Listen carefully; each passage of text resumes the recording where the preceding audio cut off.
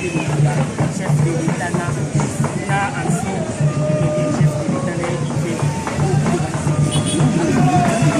mais ba bimisi ba nani abimisi ba photo réseaux sociaux photo na bango et les mêmes classes faut expliquer à batu bien là que mbongo ebimi wapi depuis mbongo non nana congolais na botama na Congo na yebi ndenge congolais abetaka lisolo ya moto na yebi ndenge congolais agafisaka problème même attaché le collègue bongo mbongo ebimi mais ebimi wapi nana bimisi yango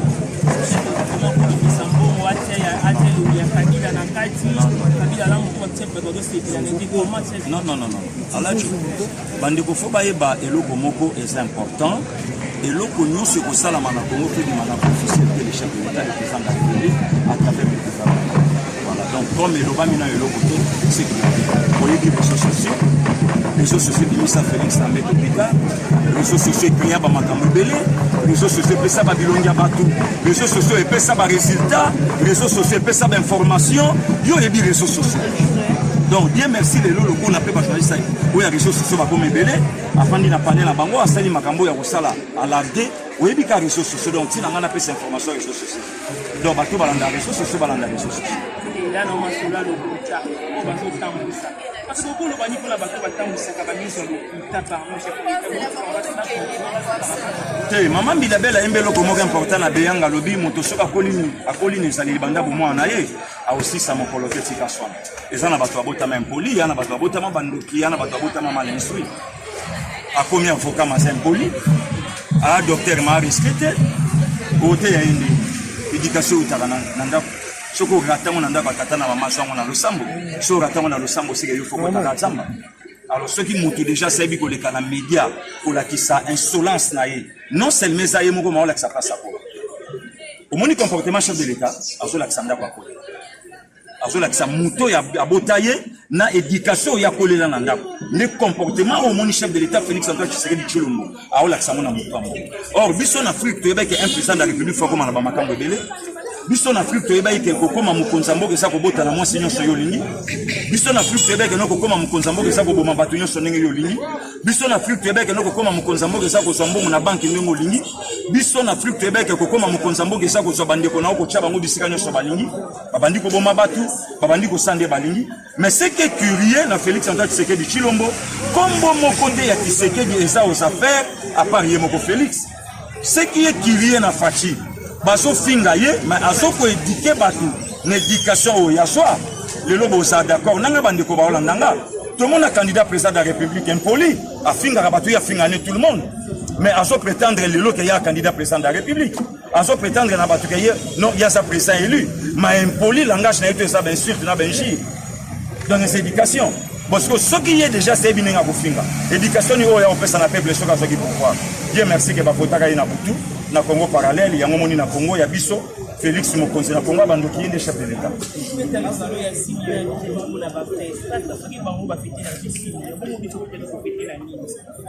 bato ba oloba na ba yebi Félix bien yango moni ba otambusa lokuta ala jototo sano na Salomoni 3 massa chef de l'État batanga ne chief moko mais yo landa mutu moko ya lamuka le kakabi ya bipa Félix atanga te so yo tuna mutu na yasa mangwele tuna ye ana mangwele lipe ko ya mundu ki école primaire a so yango comprenez donc le problème est ça au moni mamba Simeon muto nyo sahibi Félix a remis pesa ne passe na ba petit sur solo ba matin pour 2020 et ça réellement année na 2020 et ça année à ba concrétisation 2020 et ça année à ba grande réalisation chef de l'État a kokota na ba bêtise le 24 on a ba débloqué 6 millions de dollars américains pour ba fêter fête alternance quelle alternance est-ce que Kabila céda pouvoir Kabila tika pouvoir na pression nationale internationale dernière pression Kabila tuna bato ba oloba adjoint yango du 5 au 8 août na Luanda pa Lorenzo c'est dès kozo songa na bimisa dauphin Kabila prépara dauphin alors quelle alternance sur le lobata FCC ba oloba na sur notre fête alternance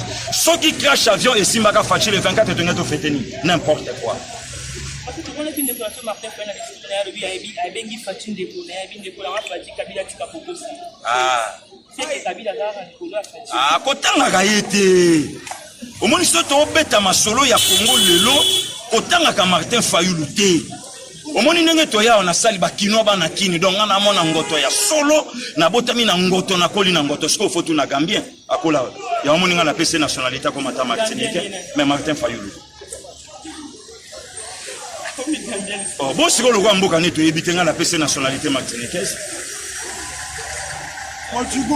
tangu fachi apesaka ye loboko na mois de février soka ndimaka nde mambo nyonso esa te siko tangu fachi apesaka ye loboko Kabila mtapiaka ye loboko tanga fingaka loboko fachi salite ya fingaka ya Kabila wapa wakosa Félix ayebi Kabila ayebi Félix mon Etienne Tshisekedi mais Félix ayebi Kabila source na yete j'ai un bien ya wapi boni boyeko ala te ayebi bouloté musala na terrain ko abeta 10 ans ensemble yoka ya tellement le beau car qui sont pour Tomboli qui sont contre Tomboli abstention Tomboli après la ligne Pongi pendant 10 ans asani ensemble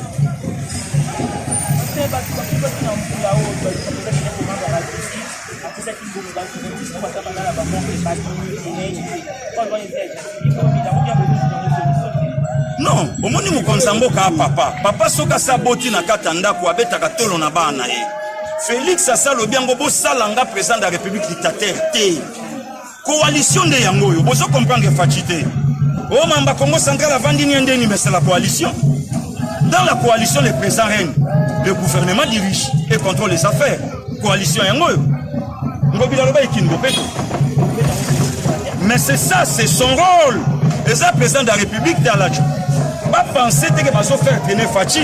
On a 2023 peuple congolais ont voté Fachi. Mais bango ba osuka. Oyoki déjà ministre à justice soit dans la famille politique ya Yengo Bila. À ça le bien OK, il faut ba ouvrir banquette pour na Mamba Yumbi. Alors, est-ce qu'on a là gouverner na Yumbi Ngobila. Alors.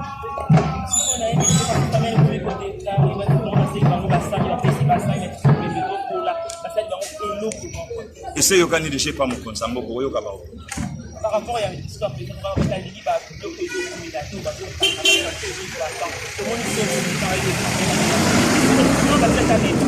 Oyoko honorable Nenganya Siamo Nakati, Banda le lobby surtout comme inspecteur qu'est-ce qui ne va pas? Nanya Loba na Mokonzamboka Loba qui na fin de l'année to fêter na baso de mouton na biso, mais ndenge nika ya pompage oya awa na utilité. Il faut toye bambongo kenda wapi na simambo, il faut toye ba qui est derrière bateau ba pesa ba instruction de l'État. Ça ce n'est pas l'époque de Joseph Kabila.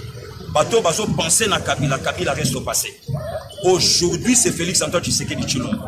Donc bateau yo balukaka basala Kabila roi, malheureusement peuple congolais a télémé la Kabila atika.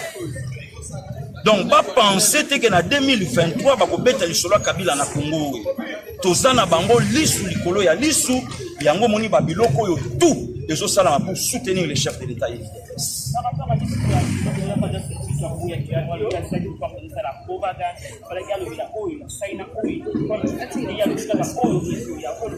Yotuna Dof Muzito azala premier ministre de la primature pendant 4 ans na bandunda tongani atanze talona tunaye azala premier ministre de la primature baboma Chebeya à l'époque na ya salani azala premier ministre de la primature pendant 4 ans awa baboma Arma Tungulu ye Muzito salani Yotuna Muzito ye aye coordonnateur à la Moka directement à une de konaye mwana mama qui voita à Tomboli a pensé directement n'Antoine Kisenga nenga tombola kai tuna ye na bandu no musitu atonga ta mort ata marcha zanango mais faut le demander à la jo botuna rabatoka badolf musitu omoni lelo ezaka ba démocratie ya solo Félix Antoine Tshisekedi Tshilombo ayo chana lelo mona pe mondoko Martin Fayulu o lobape Martin Fayulu azui ba congolais bache bambou yo yebi bambou te biso ba tobeta na ba photo na association congolais che bambou na lipeka pa même Martin Fayulu mais tuna Congo yo tuna congolais wana et pas ba Martin Fayulu eza wapi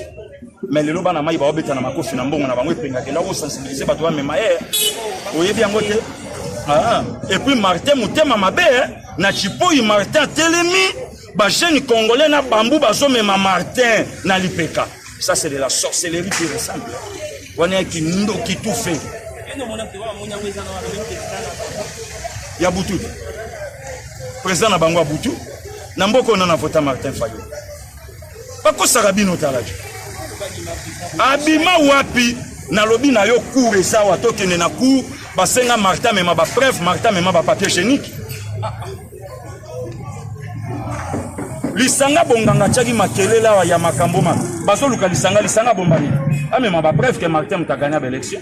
Lisanga bombami place à ces banité.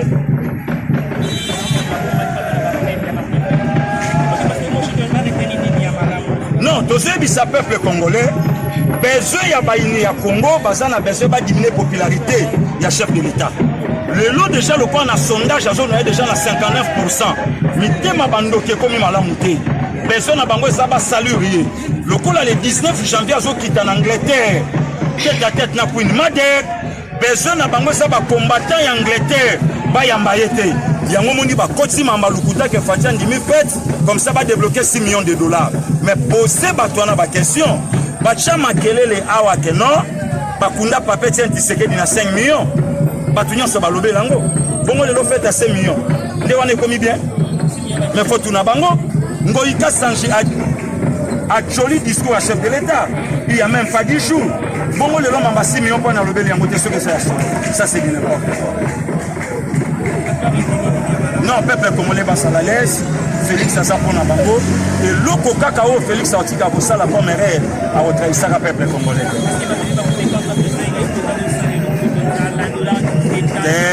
Yangote makambo ça de baba tela kimi.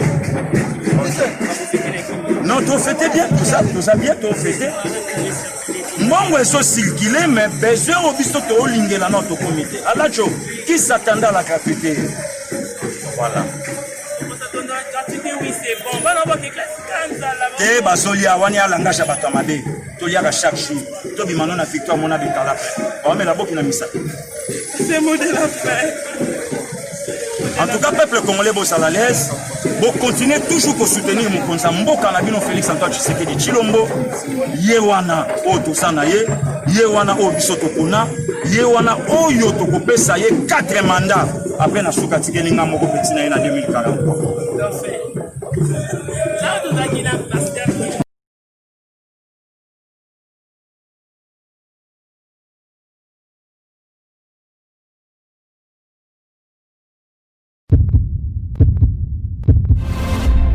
Eshima, votre magazine qui bat au rythme de l'actualité. Une réponse à vos besoins en information, un éclairage dans divers domaines. Impartial, documenté, instructif. Eshima au cœur de l'info. Retrouvez la nouvelle édition. Exclusivité. Sakumbi Molendo, le réformiste qui vient stopper l'hémorragie, suspension des fonctionnaires peu intègre, numérisation des titres fonciers et climat de confiance avec les collaborateurs, le nouveau gestionnaire des terres congolaises fixe les nouvelles règles de jeu. Focus, Lambert Mindi, Omalanga, le souverainisme comme un dogme. Redressement délaissé, Tomaluaka Losenjola, l'homme de la situation. Dossier Eshima, fini les vacances, vive les rentrées. De la politique au judiciaire, en passant par les scolaires, les derniers trimestres de l'année 2019 en RDC est décoiffant. Économie, BCC, un cadre des rétrocommissions et détournements à passer au peine fin. Découverte, Claude Ibalanki et Colomba, les coordonnateurs du MNS au centre de l'action de Félix Tshisekedi dans le Grand Lac. Les dialogues et pourparlers en RDC qu'en tire le peuple. Tubaou, la clé de la mythologie kassaïenne. Retrouvez l'intégralité du magazine Eshima dans les kiosques. Eshima Magazine, un nouveau standard d'information.